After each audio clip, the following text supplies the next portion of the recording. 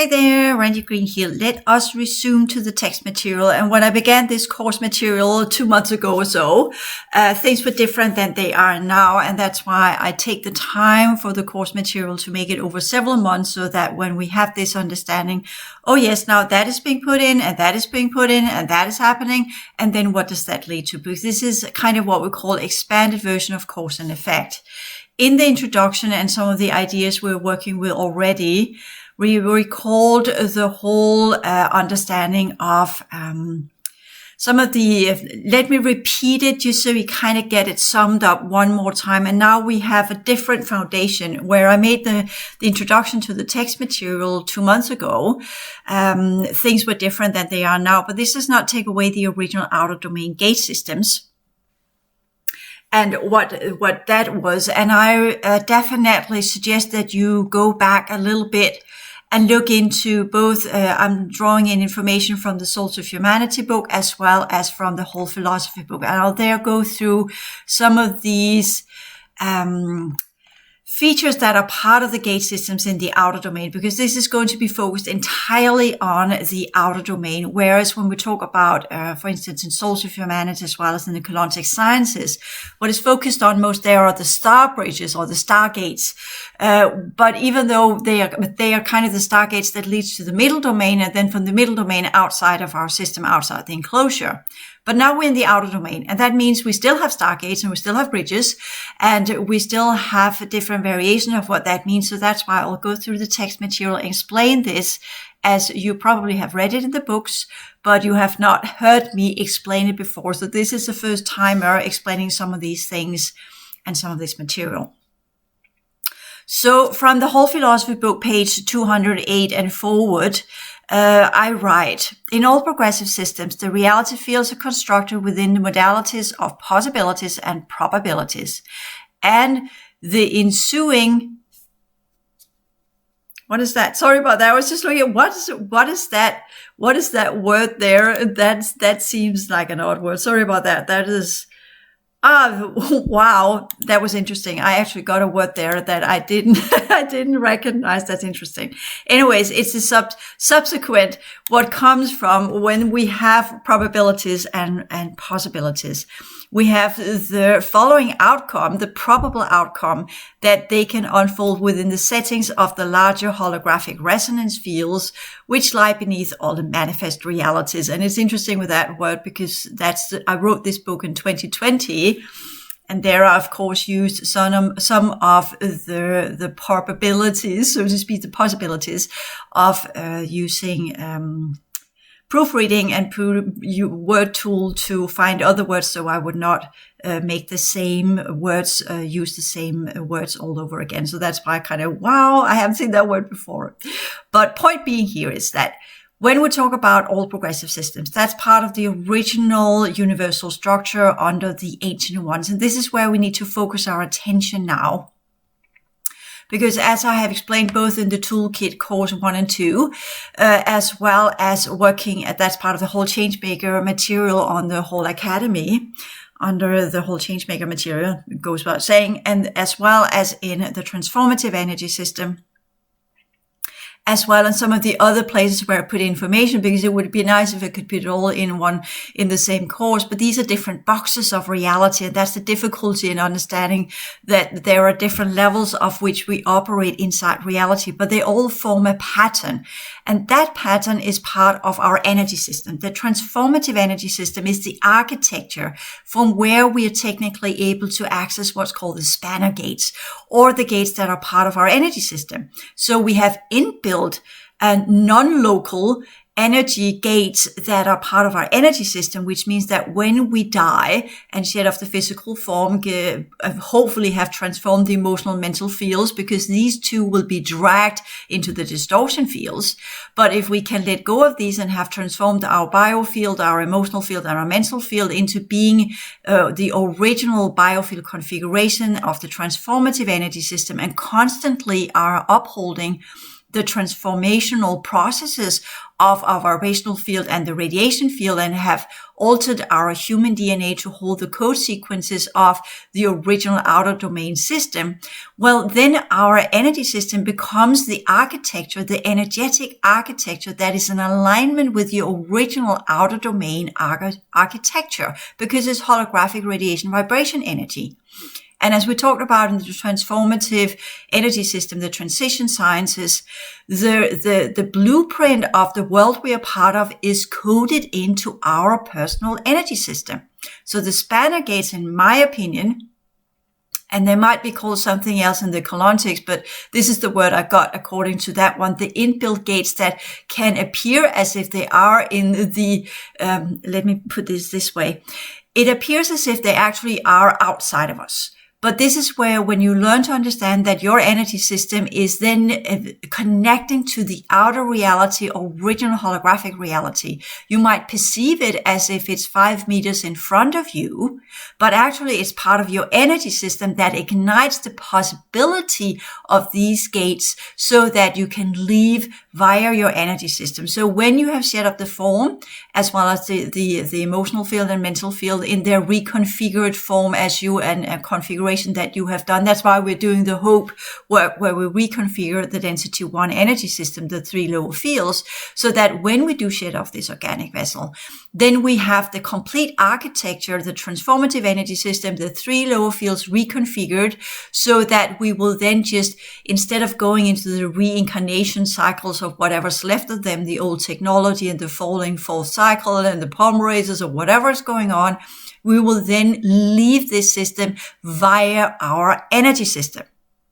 So that's what that can do. And that is so amazing. And I know it works because my energy system has been used as a gate since 2018, where I got that thing back, even though it was highly distorted, completely destroyed. And it took me ages to clear it and get it out of the underworld configuration.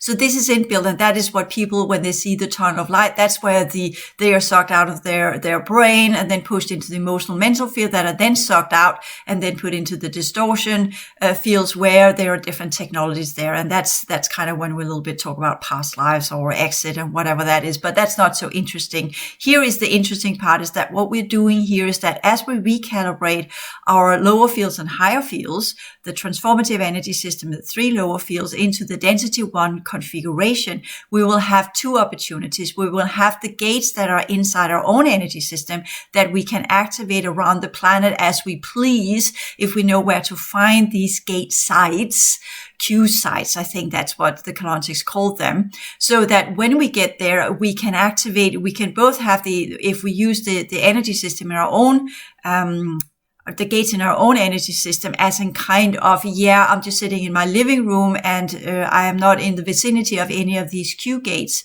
Well, then, or bridges as they're called in my language. Well, then you can leave via as an orb via your energy system and use the restoration program as a transit point. And there you will then be able to reconnect and recreate an organic vessel that will be able to leave via the bridges that are there out of the enclosure. If you are, on the contrary, if you are able to find these Q sites, then the spanner gate inbuilt in your energy system, you can then activate that and connect that to the Q site, and then you can leave in your organic form as you have reconfigured completely, and then leave the enclosure and get out in the original outer domain, where you will then have, at that point in time, reconstructed your energy system to do the transition, and by that remanifest on the other side of the gate. So that's the bridges. So when we talk about stargates, we're talking about the larger planetary gates. So we have the bridges that are connected to your energy system, the smaller gates that are part of your energy system, and the ones that you can expand via your perception field to be the exit point. So that means, to sum that up, you have the one that's in your own energy system that you can leave as an orb by the restoration program. You have the Q sites where you can expand your perception field, your energy system, higher lower energy system, reconfigure yourself, and then find these Q sites that are positioned around the planet on specific locations. And I know the Colontics have come up with a list of where they are, and others that have been worked with that material.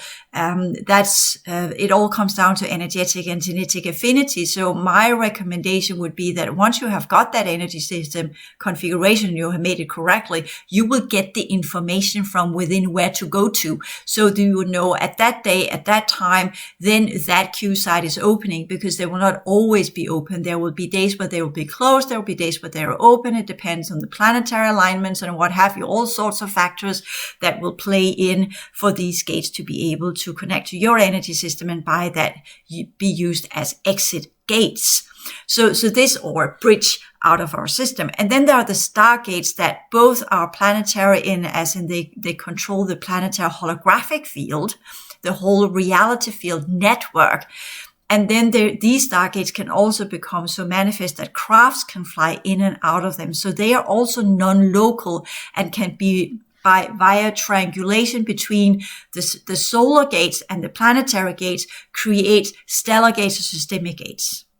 So it's not as in, this is where when we talk about the Colontics and others that have come up with the Guardian Alliance material or the Sirian B material, they always put them on specific locations. And these locations are technically the Sirian B versions of these gates, but there are others that belongs to the original solar system civilization. So that's also important. So if you ask me, if I were to go to the 2D gate in Florida, Sarasota, or whatever, would I be able to use that one? Probably not.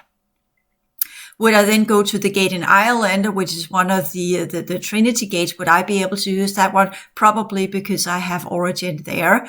Would I be able to do the 2D gate that used to be part of what you call the stargates of Atlantis? I wanted to put it that way, because that is what it is, Stonehenge. Is that functional? No, it's actually not, because the original position was in Wales, but that's kind of lost with the historians. That they shifted the Mardukians or the Baals, shifted it to England. It was actually part of Wales that were part of the Celtic races. So only if you have the Celtic configuration of the original Celtic races, Syrian A origin, will you, of the D5 collective, I think it is, only if you have that configuration will you be able to use the gate systems of Stonehenge. And that's why so many are doing all sorts of solstice rituals there, but they are not activating. They can't activate the gates because their genetic composition is simply not pure enough. It's not the accurate one. And therefore it's just a bunch of stones and not the ability to work with it in the fifth dimension as it's supposed to. So that's also part of the picture when we talk about these different sites that have been positioned. Oh, this is where the stargates are. This is where the Q sites are. This is where the Trinity gates are. And in that manner, it all depends on who we are and what we are. Are we humanoids? Are we true humans? Are we of this system? Have we come from other systems? Again, we need to know who and what we are. But that should have become clear while you were doing the transformative energy system. Because even though it's based upon Syrian White Elder, Syrian genetics, and White Pleiadian genetics as the recreation after the timeline event, it has been modified so many times that your genetic composition is probably different, right? So we have to take that into consideration as well. But as you work with the sciences of the transformative energy system, you will discover what you're made of. What is your correct alignment from your template into the transformative energy system? And as you work with the ideas of the transformative energy system, as I have presented, you will ignite the different core flows that will begin to ignite your transformative energy system. And then you will activate your template, and then the genetics there will begin to descend. And then you will get this whole, aha, this is actually what I am. Aha, this is actually how I came here. Wow. I had never in my wildest dream thought about that. And the thing is that most of the time you will discover you come from systems that have no equivalent in any history book, no equivalent in any of the text material you have read so far as part of the stellar activation cycle, and no equivalent anywhere. You will have it in its own language, and you will say, what the best you can come up with is kind of, this is a parallel system to this, and is part of the D9 collective, the Andromeda collective, or is part of the D10 collective that used to be the Dracos or the Niburians in that combination, or the Niburians that used to be part of D11, but they slided into the D10 as the Dracos slided and aligned with the D8 and so forth. So these are the problems when we talk about what gate sites are connected to what type of genetics. And that's when one of the things I discovered when I did the template readings back then in 2014, 15, and 16, was that, yes, there are so many layers in our high order energy system that this must be cleared out. And then we'll figure out, okay, what are the genetics we have at our disposal, right? So the important thing is here that we have that all reality fields regulate their code sequences and energy units to the numbers of the reality fields within the group of adjacent systems and universes a system is part of. And that's why we're talking about systemic energetic awareness, where we stop thinking about our planet and a terrestrial field, but begin to work with a domain that is the outskirts of a system, where we are discarding what no longer can be used, recalibrate, turn around and go back into the middle domain where we continue our existence. And the middle domain are the systems. So that's the important thing, to begin to have system thinking instead of terrestrial planetary thinking, having spiral processing, progressing thinking instead of linear A to B kind of thinking, need to do this first and that first and whatever. And instead begin to learn to work with patterns so that we understand, yes, if we need to get whatever goal we put in front of us, whatever strategy we want to implement as part of our energy system, we need to work on many different levels. When I've done this course material, I work with the challenge of the sun, I work with the stargates, I work with the density 1 reconfiguration, the reconfiguration of the male and female genome, which you now know why that is.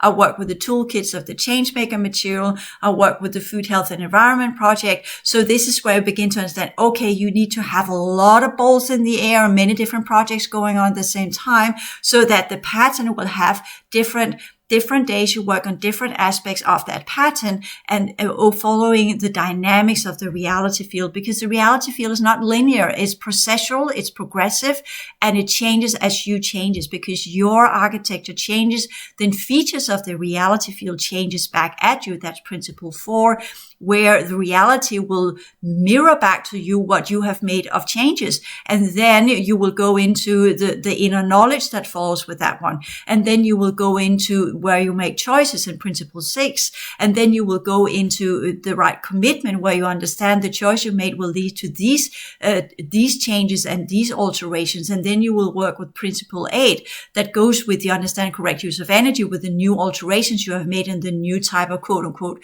power that you have got, which will then lead to principle 9, the correct use of power. And that's the D9 collective that had that whole kind of thing going on. The Andromedans that were working in the Andromedan collective, the D6 future humans that were working with the 6 root race and the 6 system, the 6 cycle systems that were where we really had that huge capacity of being part of worlds and creating worlds as part of our personal individualized energy system. That's amazing, right? You create a galaxy, you become this, you're just a normal human being, perhaps you're 2 meters tall at that time, but you are still capable as part of a galaxy or the inner domain to suddenly become a heavenly body, as it's called in the Bailey material, where you become one of the foundational igniters of complete advanced types of reality fields. And because of that, you need to follow the laws to the dot, and you need to follow the principles to the dot, and you need to follow the rules of engagement to the dot, which is also why in the Changemaker Material Toolkit Course 2, where I begin to talk, okay, what are the rules of engagement then when we talk business, when we talk trade systems, when we talk about being part of a larger community of other dimensional races and onward and so forth. Right? So things are expanding rapidly as we are moving further into 2023, where we begin the kickstart and kick off for the 2025 timeline. And the 5th cycle has been seeded in, and it's now running so much quicker than it was just 2 years ago. Everything due to the matrix of change, although the program didn't work, it still changed foundational the old world order programs, and it still changed the reality as we know of it, plus the sun that has completely now shut down and reconfigured itself into a density 1 sun. That changes everything. Suddenly we are being pushed into the original configuration of our reality field, and by that have to learn and operate in so efficient ways that most of you will just lose your breath just thinking about what you are and should achieve every single day. And that's also one of the reasons when we talk, for instance, about the whole changemaker material or businesses.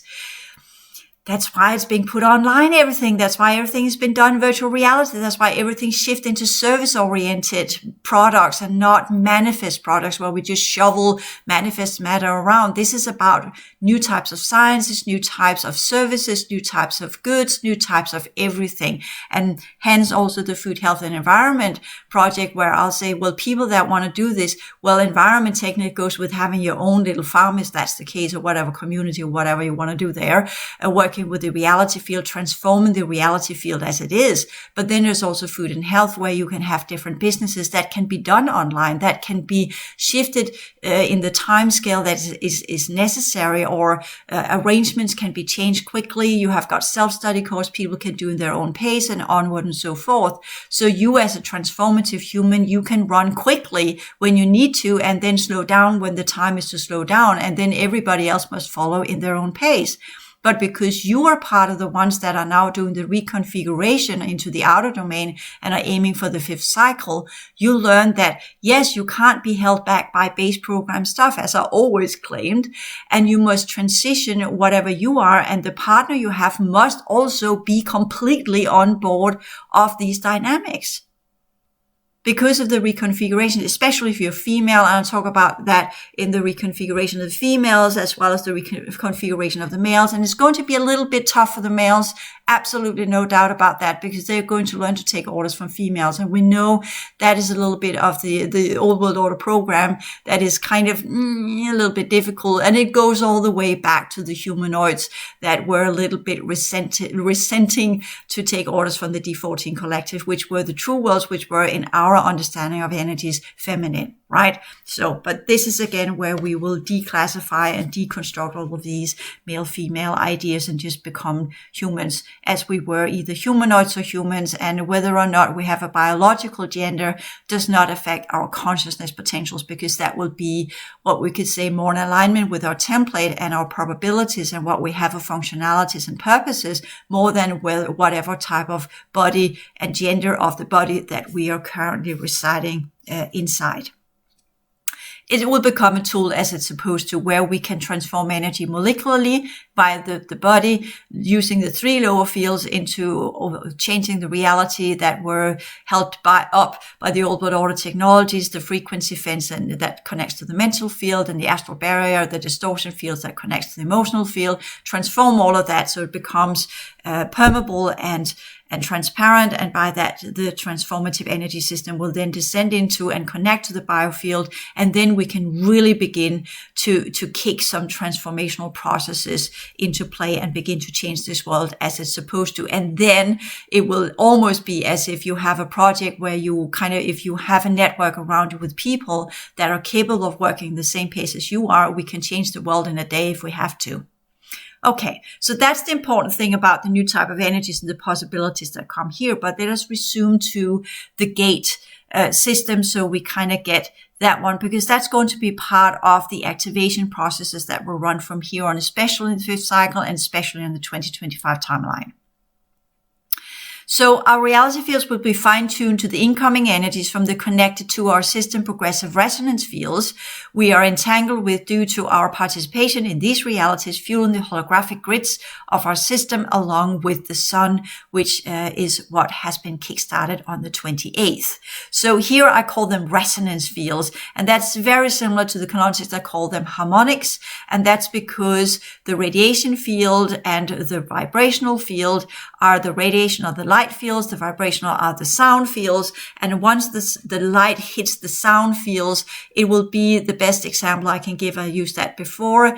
It's like if you have this little creek where you have water that flows on a spring day, and you hear the water flowing, the creek, silent, tinkling kind of sound, and then the sun hits the water surface, the little waves that are on the creek, water that flows in a specific direction, and then you will see the light that bounce back, and that's a very pretty one, these little sparks that goes off. But these little sparks go off are actually when you have that sound wave of the water that are then imbued with the light waves, then the sparks that goes off actually have a sound, and that's a sound that is completely unaudible. It is not to be heard. It's heard inside your head. And that's what the sound fields are. You know their vibration as sound waves, but once you have activated the light coding as well, and you imply that on the vibrational field and the sound waves, then they will give off a spark, and that spark will have a sound, and that's the harmonics that we're talking about. And that's when we talk about the progressive worlds, the D14 collective, when we talk about order, balance, and harmony, order, the laws and the principles, and balance is where we kind of, when we work with our energy system and follow the principles, we create balance in our energy system and every type of energy that we're interfering with. And then you have harmony that comes from following the laws of your system. You follow the principles of the highest purity rate, the highest standards, and the highest progression rate. And via these two things with what we call the sound fields of reality determined by laws, and you have the light fields that are determined by the principles, you will create harmony that will alter the reality altogether into a higher level of the holographic grids that our systems are made of. So that's why we begin to transform reality in itself. So with that, we now understand reality fields are built of radiation and vibration energies. These two forms of energy are part of our energy system as well.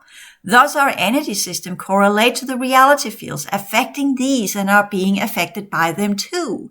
So when we create new energy patterns utilizing the lower order fields, be it emotional, mental patterns in our processes of feeling and thinking, we create more distortion and add to the pollution of our reality, which is why we need to do the reconfiguration.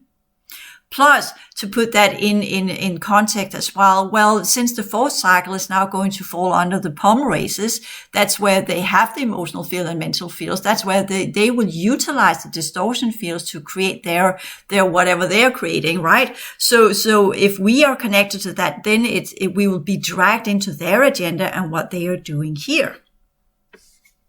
So no matter what is going on, we must utilize in our creational processes, our change maker processes. We must utilize the higher order energies in all that we do. And that includes how we think and how we feel. So the principles, the rules, and the laws are the beginning of this correct formation of energy. And here formation means to transform the energy into a specific architecture that will then be mirrored into our internal, and eternal energy system.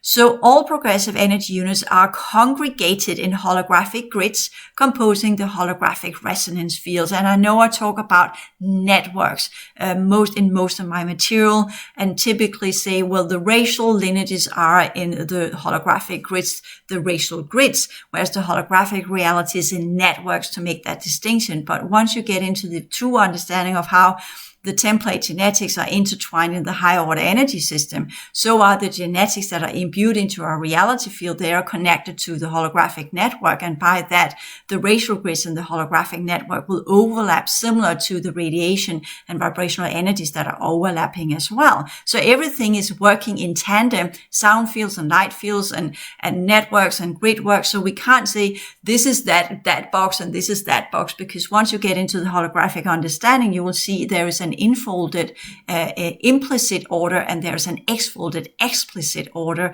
as David Bohm talked about years ago. I read that book in the 1980s, at some point there, or in the beginning of the 1990s, but I think he wrote it in the 1980s. As a manifold, okay, a multidimensional depiction of things that are moving and changing as everything goes into flux. So the holographic resonance fields are the foundation of realities. The holographic resonance fields are based upon sequences of information that express certain possibilities and probabilities. That's why I call it code sequences. So I will just add in code there, so you have that one too. And then within the holographic resonance field, certain probabilities are unfolded. These are the clusters of information often connected to a timeline or a code stream. Remember, timeline is the expression that came to be after the timeline event, as the code streams and code sequences of reality began to crystallize. So a code stream is part of the holographic network, and the code sequence is part of the holographic grids. The code sequences are connected to the consciousness units. The code streams are connected to the holographic network of reality field itself. So you have a code stream that is connected to your energy system and to your chiasm, from where code sequences of information will be expressed into your energy system, activating different levels of your template genetics that will then express certain possibilities and probabilities, from where you can alter your energy system into express that into different types of manifestation processes. So that's also important to understand. So a code stream, and in an original book I wrote, timeline, so I will here change it to code stream, is a developed section of the holographic grid where a sequence of information has generated a probable outcome, that is a determined sequence within the holographic resonance fields. And that's the same as I said before, but a little bit more cloaked way, where we understand a code stream is a developed section of the holographic network or grid. So I will here just say network. I'm altering the text while I'm going along here, /grid, where a sequence of information has generated a probable outcome. The idea is here that once we attach the racial grid and our consciousness potential to the code streams of a reality field, then it becomes a manifested reality. We then begin our energy system as we align our energy system with sections of that holographic radiation vibration network that we are then entering into. Technically, when you enter into, for instance, one of the constructions of the ancient ones, that's technically where going into a room, you switch on the light with your energy system, and bam, you have whole cities that are just rising up. But there are other sectors of our universal structure that has not been changed into constructions, and there you just enter into, like if you imagine you go into kind of a hologram where you only have the network, the lattice network that's there, and then you wire your energy system, the architecture you have built, then you attach that to that grid work, and then bam, you got a sphere, bam, then you got a reality. But that reality will then be the complete mirror manifestation of what you have engineered in your energy system. So that's when we talk about the code developer of the 511 pillar. We are also called igniters, and I'm one of these, where we can go in and take the raw material of the universal structure that has had no life forms before, enter into that one, and bam, begin to manifest a reality. So that means a determined sequence within the holographic resonance field. So that's the probable outcome when it has been determined, when it has been ignited as the construction under the ancient ones. But it can be undetermined. It can be a raw sequence, a raw code stream with only possibilities and probabilities. And what then determines it is, for instance, me, if I go into a section that has not been utilized by anyone else before, the completely raw holographic network of the universal structure in some kind of domain that has not been visited before as part of a new cycle, then I will enter as one of the first of many, and my energy system and what I hold will then determine the sequence and allow for others to enter from where they can then add in their configurations and their type of architecture, and then we will build a very complex reality field. And that's why we work as teams and not as individuals. Because what's the point of me having a world that's completely a mirror of who and what I am, right? That will not put anything in motion. That will not create any opposition. That will not create any diversity. That will not create any progression whatsoever. So that's why we always work in teams. So to put it that way, to the simplified man of the fifth cycle, those of us who are entering that one as first, we are typically under the older version of the progression couples. And I'm not here talking twin souls and twin flames and what have you, but as in kind of either being human or human collaboration. Some of the original progression couples of the Pillar Project were in different combinations that were not gender-based at the time, but that they are, in our understanding, they have become gender-based. So we will have igniters of the fifth cycle. There will be females working together as sisters, not as lesbians.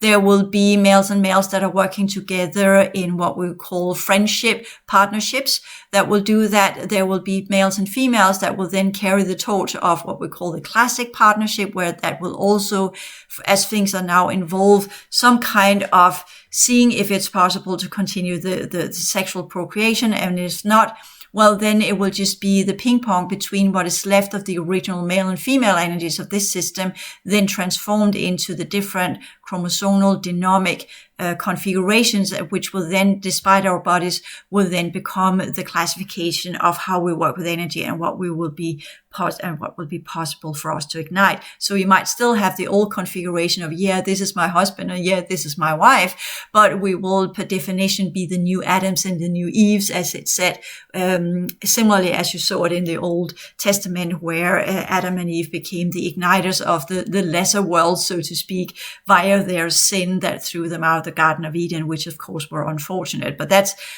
a kind of what we call a little bit inverted, reverted, flawed, distorted version of the original male-female couples that could enter into new reality fields as part of larger teams where we had the different configurations, whatever that was, because we don't have the language for these different types of configurations that had organic vessels that were not gender-based whatsoever. So this is the difficulty in understanding this. But we are seeing the hybrid kids are definitely playing with breaking down the gender constructions and programs and are creating new versions of what does it actually mean to be human, right? So anyways, so when that is on its high level, then we could say in the future, if procreation is still going on and people are born in a biological form that has a penis and they decide, no, I don't want to have a penis, it can easily be redone. They're also working with, and I'm not supportive of this, but that's part of where gene editing and CRISPR and all these things will come in. They will eventually be used to weed out specific gender traits, so that if need be in the future, where the male genome, if we can't keep the serpent gate shut down, then it will be chosen to literally only breed females with an XX chromosome, and then they will re-engineer the XX chromosome to have the 5-4 configuration, and then whatever has the XY configuration or the third cycle, fourth cycle configuration will then be altered and then become a different type of species, a little bit like the eunuchs. And I'm not fond of that idea. I would actually do my very best to avoid that one, because that's a part of enslavement. That's where you have a hierarchy of, yeah, your chromosomal features are not correct, so thereby you become this kind of worker being. So yeah, I'm not really fond of that idea, to be honest. I would rather that those of us who are doing the transition, we are capable of transforming our genetics so that we will have the variety of the different traits of our current civilization, but in a much, much more beautiful, high performance, I was going to say presentation, because that is what it is. It will have this interface system that will then be of the highest purity rate, high standards, and high progression rate of what this current form is capable of. So that's part of the density 1 reconfiguration, where we will think about, okay, there are definitely features of this physical form that we can take with us, but there's also a lot of features that for a period of time will serve a purpose, but later on will cease to be a purpose, such as eating, which we know is some things that were made inside the enclosure. We know most of the races outside, or the density 2 races, they don't eat at all. They don't drink. They don't ingest anything. They are part of the light fields and sound fields, so they get their nutrition from their surroundings. They are part of their surroundings, so they don't eat from their surroundings, so to speak, right? So these are also some of the things that will come later on. So all energy patterns then begin to define the probable outcome of the main field by affecting the remaining possibility rate of that field. The more defined energy patterns the reality field holds, the less opportunity for change there is. Similar to our enclosure, everything is just so slow. Changes are almost impossible, hence the matrix of change programs.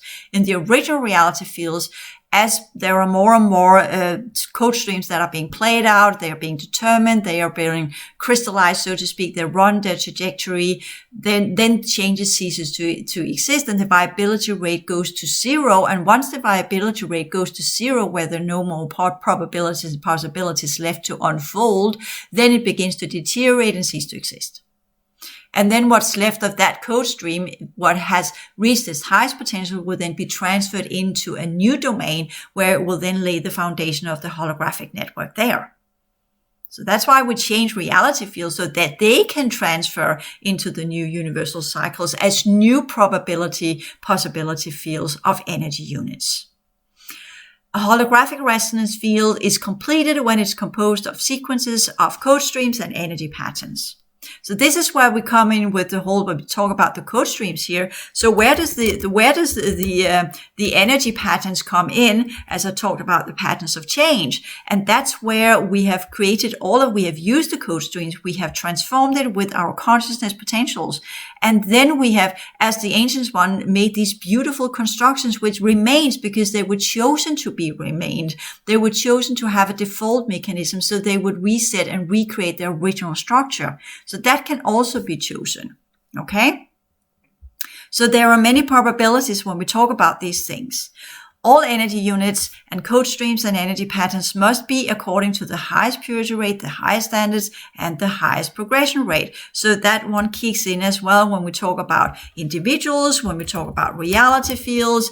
It must all be according to the highest standards, the highest purity rate, and the highest progression rate. If not, that field must be cleared of distortion to regain its flexibility. And that's what's happening here right now, that we're seeing that with the density 1 reconfiguration. It is now our reality, and the enclosure is now so distorted, and it's so dense, and it's so polluted that's why the whole kickstart or to default and the resetting has begun, and then pushed into its original configuration where it can begin to shed off all of that distortion.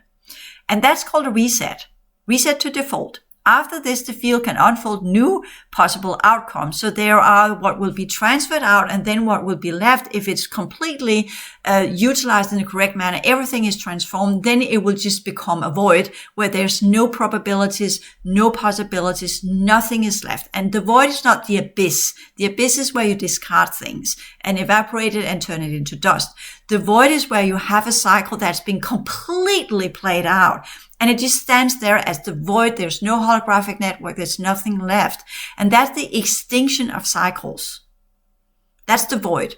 And you can go into the void, and it's a very interesting experience because I have been in the void, and you can actually choose if you are an eternal being and you're a little bit fed of being around or whatever. Not that there are any suicidal eternal beings, but if that's the case, you can actually go into the void, and you can go pralaya in a void. You can choose to go there for centuries because I'm done. I need to take a break. I've been on for eons and eons and eons, and no, I'm not ready for the next cycle. I'll go to pralaya, so you find a void. There you go in, and then you rest until you're ready to get out of the void. And I have been in the void. I have actually chosen to go into the void because I needed time, quote unquote, inside this reality field to pass by after what was left of me in the Andromeda system in the exile were decomposed and fell into the abyss of the Andromedan system in the outer domains. What was left of me went to the void, where I rested for a very, very long time. So, and there is also when we talk about the Taurus technology that were part of the Orion system, I have a recall memory of where in the Pleiadian system, the Orion Wars, they used the void. That's part of the Taurus technologies. You can create plasma coils with the toroidal technology, but that generates energy and also hydrogen and basic elements, which of course in our reality is seen as elements, but in the other domains are seen as altering the energy units into a different composition where they either can be reversed or inverted or what have you as part of the timeline event. That was the technology that was used there to pull in energies from the third cycle. But you can also create voids, and that's the recall memory I have from the Pleiadian system where we see these Orion crafts come in, and then we get these void blasts that puts everything into suddenly everything just to complete dark.